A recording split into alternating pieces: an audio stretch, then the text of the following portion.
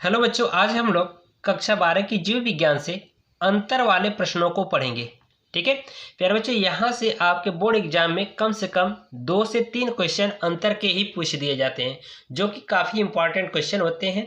ठीक है, तो यहाँ पर मैंने कुल 7 क्वेश्चन लिए हैं संपूर्ण जीव विज्ञान से, और सातों के सातों आपके बोर्ड एग्जाम में पूछे गए प्रश्न हैं। ठीक है, तो प्यारे बच्चों, आप सभी से रिक्वेस्ट है कि इन सभी सातों क्वेश्चन को पढ़ करके जाइएगा।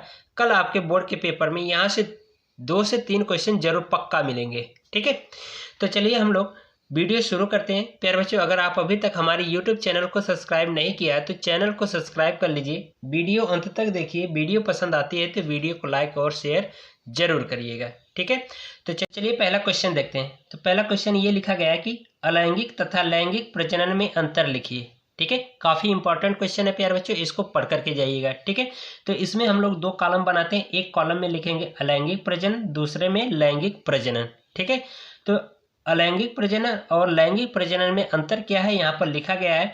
एक एक करके हम लोग काफ़ी अच्छे तरीके से समझ लेते हैं। ठीक है, तो अलैंगिक प्रजनन में पहली पॉइंट लिखा गया है कि प्रजनन में केवल एक प्राणी भाग लेता है, यानी कि अलैंगिक प्रजनन में केवल एक प्राणी क्या होता है, भाग लेता है। लेकिन लैंगिक प्रजनन में क्या होता है कि 2 प्राणी भाग लेते हैं। बात समझ में आ रही है कि लैंगिक प्रजनन में एक ही प्राणी भाग लेता है, लेकिन लैंगिक प्रजनन में क्या होता है, 2 प्राणी भाग लेते हैं। बात समझ में आई। दूसरी पॉइंट देखिए, इसमें लिखा गया है इसमें प्रजनन इकाई, कलिका, शरीर खंड आदि होते हैं। ठीक है, यानी कि इसमें अलैंगिक प्रजनन में क्या है कि इसमें प्रजनन इकाई जो है, कलिका, शरीर खंड आदि होते हैं। लेकिन इसमें क्या होता है कि लैंगिक प्रजनन में कि इसमें केवल क्या होता है, युग्मक होता है। ठीक है, तो यहाँ पर लिखा गया है कि प्रजनन इकाई युग्मक होता है। ठीक है, तो इसमें जो होता है प्रजनन इकाई क्या होता है, केवल युग्मक होता है। लेकिन अलैंगिक प्रजनन में जो होता है कि प्रजनन इकाई क्या होती है, कलिका होती है, और शरीर खंड और भी कुछ होते हैं। ठीक है, तीसरी पॉइंट यहाँ पर लिखा गया है कि इसमें युग्मकों का निर्माण नहीं होता है। ठीक है, यानी कि अलैंगिक प्रजनन में क्या होता है, युग्मक का निर्माण नहीं होता है।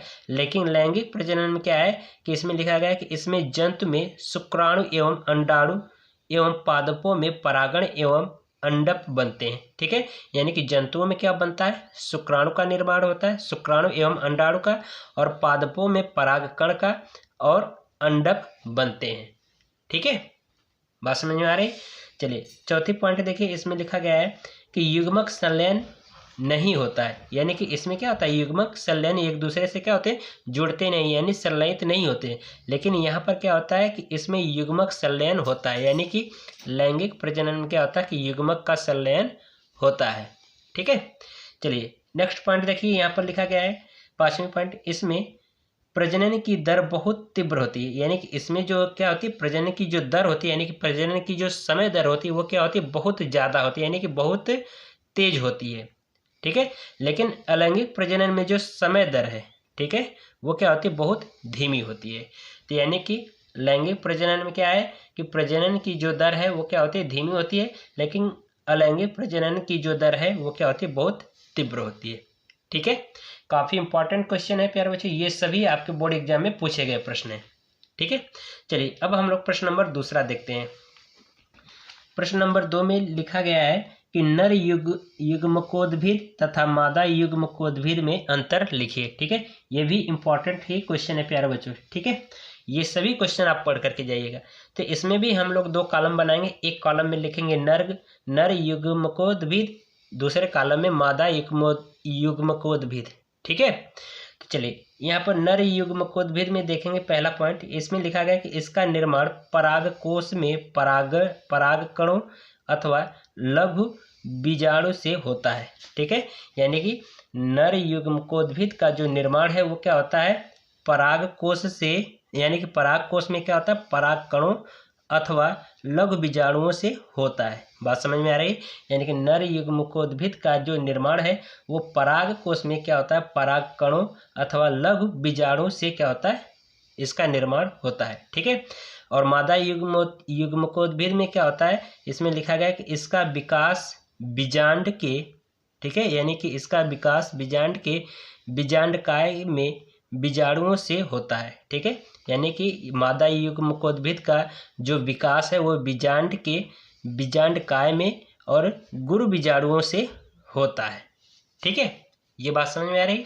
चलिए दूसरी पॉइंट देखिए, इसमें लिखा है इसमें पराग नलिका होती है, यानी कि नर युग्मकोद्भिद में क्या होता है, पराग नलिका होती है। लेकिन यहाँ पर क्या होता है, मादा युग्मकोद्भिद में क्या होता है, पराग नलिका नहीं बनती है। बात समझ में आ रही। ये इन दोनों में क्या है, अंतर है। ठीक है, तीसरी पॉइंट देखिए, इसमें लिखा गया है नर युग्मकोद्भिद परागकण के घटक केंद्र होते हैं, यानी कि जो नर युग्मकोद्भिद होता है वो परागकण के क्या होते हैं, घटक केंद्र होते हैं।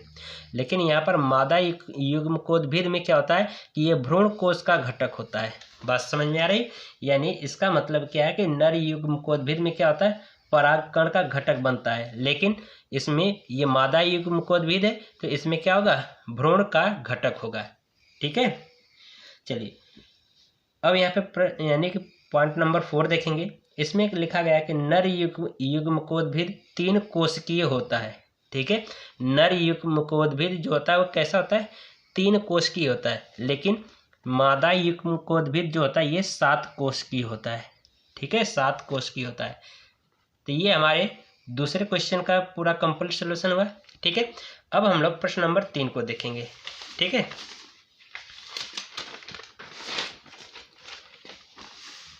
प्रश्न नंबर 3 देखिए बच्चों, प्रश्न नंबर 3 ये भी काफ़ी मोस्ट इम्पॉर्टेंट क्वेश्चन है। इसको प्यारे बच्चों पढ़ करके जाइएगा, 100% ये आपके कल के पेपर में मिलेगा क्वेश्चन। ठीक है, यानी स्वपरागण तथा पर परागण में अंतर लिखिए। काफ़ी ज़्यादा इम्पॉर्टेंट क्वेश्चन है ये, आपके बोर्ड एग्जाम में 100% हमेशा पूछा जाता है। ठीक है, तो इसको चलो देखते हैं। तो इसमें भी प्यारे बच्चों हम लोग 2 कॉलम बनाएंगे, एक कॉलम में लिखेंगे स्वपरागण, दूसरे में पर परागण।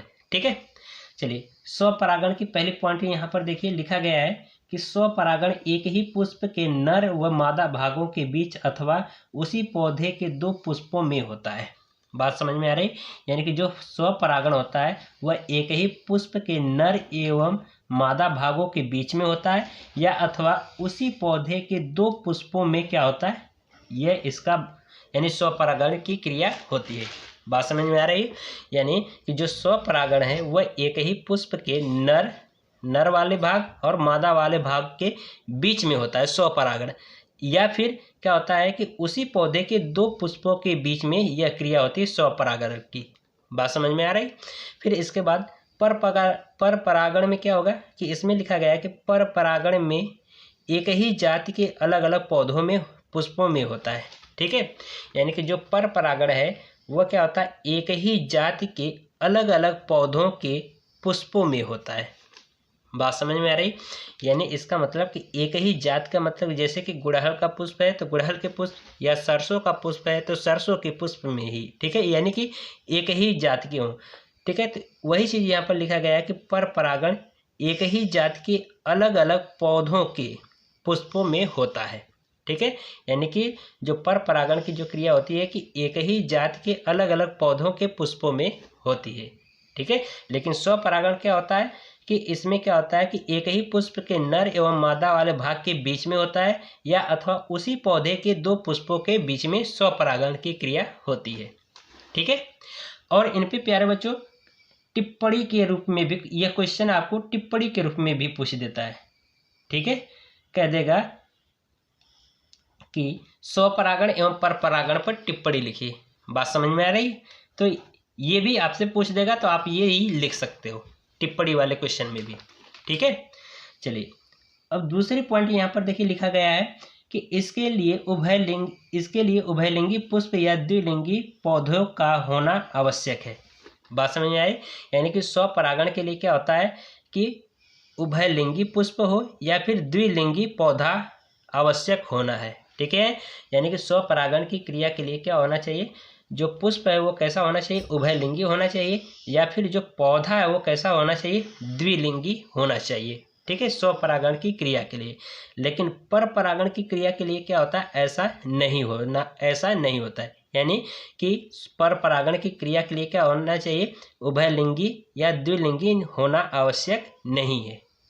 बात समझ में आ रही। लेकिन इसमें क्या है, स्वपरागण की क्रिया में क्या होता है, पुष्प का उभयलिंगी होना चाहिए या फिर पौधा क्या होना चाहिए, द्विलिंगी होना चाहिए, तभी यह क्या होगा, स्वपरागण की क्रिया होगी। लेकिन पर परागण में क्या होगा, ऐसा नहीं होगा। ठीक है, ऐसा नहीं मतलब कि चाहे वो उभयलिंगी हो या न हो, या फिर द्विलिंगी पौधा हो या न हो, उससे कोई मतलब नहीं है। ठीक है, ये सभी में परपरागण की क्रिया होती है। ठीक है, चलिए नेक्स्ट टॉपिक देखिए यहाँ पर, यानी कि तीसरी पॉइंट। ठीक है, तीसरे पॉइंट में कहा गया है स्वपरागण के फलस्वरूप बने बीज हल्के व छोटे होते हैं। ठीक है, यानी कि स्वपरागण की क्रिया के कारण जो बीज बने होते हैं वो कैसे होते हैं, हल्के होते हैं और छोटे होते हैं। ठीक है, लेकिन पर परागण की क्रिया के द्वारा जो बीज बने होते हैं वो क्या होते हैं, अधिक भारी व बड़े होते हैं। ठीक है, फिर इसके बाद चौथी पॉइंट देखिए, इसमें कहा जा रहा है कि इसके पौधों की शुद्धता बनी रहती है, यानी कि स्वपरागण की क्रिया में क्या होता है, पौधों की जो शुद्धता है वो क्या होती है, बनी रहती है। लेकिन यहाँ पे पर परागण की क्रिया में क्या होता है कि इसमें दोनों पौधों का मिश्रण होता है। ठीक है, इसमें दोनों पौधों का क्या होता है, मिश्रण होता है। फिर पांचवें पॉइंट में देखिए, इसमें कहा गया कि विभिन्नता एवं विकास की संभावना कम रहती है, यानी कि स्वपरागण की क्रिया में क्या होता है कि विभिन्नता एवं विकास की संभावना क्या होती है, कम रहती है। ठीक है, लेकिन इसमें क्या होता है कि इसमें विभिन्नता एवं विकास की संभावना बनी रहती है। ठीक है, यानी कि इसमें विभिन्नता और विकास की संभावना क्या होती है, हमेशा बनी रहती है। लेकिन स्वपरागण की क्रिया में क्या होता है, विभिन्नता एवं विकास की संभावना बहुत कम होती है। ठीक है, ये हुआ। चलिए अब हम लोग प्रश्न नंबर 4 देखेंगे, ये भी इम्पॉर्टेंट है क्वेश्चन। ठीक है, इसमें लिखा गया शुक्राणु जनन एवं अंड जनन। ठीक है, अंड जनन को हम अंडाणु जनन भी कह सकते हैं। ठीक है, अंडाणु जनन। ठीक है, में अंतर बताइए या अंतर लिखिए। ठीक है, प्रश्न यही है कि शुक्राणु जनन एवं अंडाणु जनन में अंतर लिखिए। तो इसमें भी हम लोग क्या करेंगे, 2 कॉलम बनाएंगे, एक में लिखेंगे शुक्राणु जनन, एक में अंडाणु जनन। ठीक है, तो शुक्राणु जनन वाले कॉलम में पहले पॉइंट देखिए, लिखा गया है कि यह क्रिया वृषणों की शुक्र जनन नलिकाओं में होती है। यानी कि जो शुक्राणु जनन की जो क्रिया है वो क्या, कहाँ पर होती है, वृषण की शुक्र जनन नलिका में होती है। बात समझ में आ रही। लेकिन अंडाणु जनन की क्रिया जो होता है ये कहाँ पर होता है, अंडाशयों में होता है। तो ये चीज़ यहाँ पे लिखा गया, यह क्रिया अंडाशयों में होती है और यह क्रिया कहाँ पर होती है, वृषण के शुक्र जनन नलिका में होती है। बात समझ में आई। फिर इसके बाद दूसरे पॉइंट देखिए, इसमें शुक्राणु जनन में इसमें लिखा गया कि इसकी वृद्धि अवस्था बहुत छोटी होती है। यानी कि शुक्राणु जनन की जो वृद्धि अवस्था है वो क्या होती है, बहुत छोटी होती है। लेकिन अंडाणु जनन में क्या होता है, इसकी वृद्धि अवस्था काफ़ी लंबी होती है। तो इसीलिए यहाँ पर लिखा गया इसकी वृद्धि अवस्था जो क्या होती है, लंबी होती है। ठीक है, नेक्स्ट पॉइंट देखिए, इसमें लिखा गया है कि इसमें बने चारों शुक्राणु जनन या निषेचन में भाग लेते हैं। ठीक है, इसमें बने जो 4 शुक्राणु जनन या निषेचन के जो भाग हैं वो क्या होते हैं, इसमें भाग लेते हैं शुक्राणु जनन में। ठीक है, तो इसीलिए लिखा गया कि इसमें बने 4 शुक्राणु जनन या निषेचन में भाग लेते हैं। और इसमें अंडाणु जनन में क्या है कि इसमें उत्पन्न ध्रुवीय कोशिकाएं, ठीक है, इसमें क्या है, अंडाणु जनन में जो उत्पन्न ध्रुवीय कोशिकाएं हैं वो निषेचन में क्या होती हैं, भाग नहीं लेती हैं। लेकिन इसमें क्या है, सभी निषेचन में क्या होते हैं, भाग लेते हैं। जो चारों शुक्राणु जनन होते हैं वो सभी क्या होते हैं, निषेचन में भाग लेते हैं। लेकिन ये अंडाणु जनन में क्या होता है कि अंडाणु जनन से जो उत्पन्न ध्रुवीय कोशिकाएं होती हैं वही क्या होते हैं, निषेचन में भाग लेती हैं। और यहाँ पर चौथे पॉइंट में लिखा गया कि शुक्राणु के सिर, मध्य भाग एवं पूंछ होते हैं। ठीक है, यानी कि शुक्राणु में क्या होता है कि इसमें सिर भी होता है, मध्य भाग भी होता है और पूंछ भी होता है। यानी कि कुछ इस तरह से इसका चित्र होता है प्यारे बच्चों, ये ध्यान रखिएगा, ऐसे होता है। ठीक है, तो यानी कि ये हमारा क्या होता है, सिर होता है, ये इतना वाला भाग मध्य भाग माना जाता है और बाकी ये क्या मानी जाती है, पूंछ मानी जाती है। लेकिन यहाँ पर क्या है, अंडाणु जनन में अंडाणु केवल गोल होता है। ठीक है, इसमें जो अंडाणु होता है वो कैसा होता है, गोल आकृति का होता है। बात समझ में आई। फिर इसके बाद 5वें पॉइंट, प्यारे बच्चों कम से कम जो अंतर है ना, कम से कम आप 5 पॉइंट लिख सकते हो। ठीक है, 5 पॉइंट तो लिखना ही पड़ेगा। ठीक है, फिर इसके बाद देखिए, इसकी किसी भी अवस्था में असमान विभाजन नहीं होता है। ठीक है, यानी इसकी किसी भी अवस्था में क्या होता है, असमान विभाजन नहीं होता है। लेकिन इसमें कहा गया है अंडाणु जनन में कि इसमें तीसरी अवस्था में असमान विभाजन होता है। ठीक है, यानी कि शुक्राणु जनन में क्या होता है कि असमान विभाजन नहीं होता है, लेकिन अंडाणु जनन में क्या होता है, असमान विभाजन होता है, वो भी कब, तीसरी अवस्था में। ठीक है, चलिए अब हम लोग प्रश्न नंबर 5 देखेंगे। प्रश्न नंबर 5 में लिखा गया है समयुग्मजी एवं विषम युग्मजी में अंतर लिखिए। ठीक है, ये भी इंपॉर्टेंट क्वेश्चन है प्यारे बच्चों, ये भी अच्छे से पढ़ लेना। ठीक है, समयुग्मजी एवं विषम युग्मजी में अंतर बताना, तो इसमें भी 2 कॉलम बनाएंगे, एक में लिखेंगे समयुग्मजी, दूसरी कॉलम में विषम युग्मजी। ठीक है, तो इसमें समयुग्मजी में देखिए यहाँ पर पहले पॉइंट लिखा गया है कि इसमें एक कारक जीन के 2 युग्म विकल्पी समान होते हैं। ठीक है, यानी कि इसमें एक कारक जीन के 2 समान विकल्पी होते हैं, यानी जैसे कैपिटल टी या स्मॉल टी। ठीक है, लेकिन विषम युग्मजी में क्या है कि इसमें एक कारक जीन के 2 युग्मक विकल्पीय समान नहीं होते हैं। ठीक है, यानी इसका जस्ट उल्टा, यानी कि इसमें एक कारक जीन के 2 विषम युग्म विकल्पीय समान नहीं होते हैं, अर्थात क्या होते हैं, अलग अलग होते हैं। तो जैसे कि इसमें क्या है, कैपिटल टी और स्मॉल टी, और इसमें क्या है, दोनों कैपिटल टी हों या फिर दोनों स्मॉल टी हों। ठीक है, चलिए दूसरी पॉइंट यहाँ पर देखिए, जनन के समय एक ही प्रकार के युग्मक बनते हैं, यानी कि समयुग्मजी में क्या होता है कि जनन के समय क्या होता है, एक ही प्रकार के क्या होते हैं, युग्मक बनते हैं, एक ही प्रकार के युग्मक बनते हैं। लेकिन विषम युग्मजी में क्या होता है, जनन के समय क्या होते हैं, अलग अलग प्रकार के युग्मक बनते हैं। ठीक है, इसमें एक ही प्रकार के युग्मक बनेंगे तो इसमें क्या होंगे, अलग अलग प्रकार के युग्मक बनते हैं। फिर तीसरी पॉइंट देखिए, इसमें कहा जा रहा है समयुग्मजी जीवों में प्रजनन होता है तब संतति जनकों के समलक्षणी एवं समजीनी प्रकार की होती है। और इसमें लिखा गया है कि इसमें प्राणी एवं अप्रभावी, यानी कि इसमें प्रभावी एवं अप्रभावी दोनों विपर्यासी लक्षण उत्पन्न होते हैं। यानी कि इसमें क्या होता है, प्रभावी एवं अप्रभावी दोनों लक्षण क्या होते हैं, उत्पन्न होते हैं। बात समझ में आई। इसमें क्या है, चौथी पॉइंट में इसमें लिखा गया इसके अतिरिक्त ओज उत्पन्न होते हैं। ठीक है, यानी कि समयुग्मजी के अतिरिक्त क्या उत्पन्न होते हैं, ओज उत्पन्न होते हैं। लेकिन इसमें विषम युग्मजी में क्या है कि इसमें अतिरिक्त ओज, ठीक है, इसमें यानी कि इसमें भी क्या होते हैं, ओज बनते हैं, लेकिन इनके अतिरिक्त जो ओज बन जाते हैं वो हमारे संकर ओज कहलाता है। ठीक है, चलिए अब तीसरे जो प्रश्न नंबर 6वां है, ठीक है, ये भी काफ़ी ज़्यादा इम्पॉर्टेंट है क्वेश्चन। ठीक है, इसको भी पढ़ लेना। इसमें लिखा गया है कि पीसीआर एवं जीन क्लोनिंग में अंतर बताइए। ठीक है, बात समझ में आ रही। तो यानी पीसीआर का जो फुल फॉर्म है वो है पॉलीमेराज चेन रिएक्शन। ठीक है, तो इन दोनों में यानी पीसीआर और जीन क्लोनिंग में अंतर बताना है। तो इसमें देखिए पहले पॉइंट पीसीआर में, इसमें लिखा गया कि बहुत कम डीएनए जीन की एक प्रति भी पर्याप्त होती है, यानी कि बहुत कम डीएनए जीन की एक प्रति भी पर्याप्त होती है।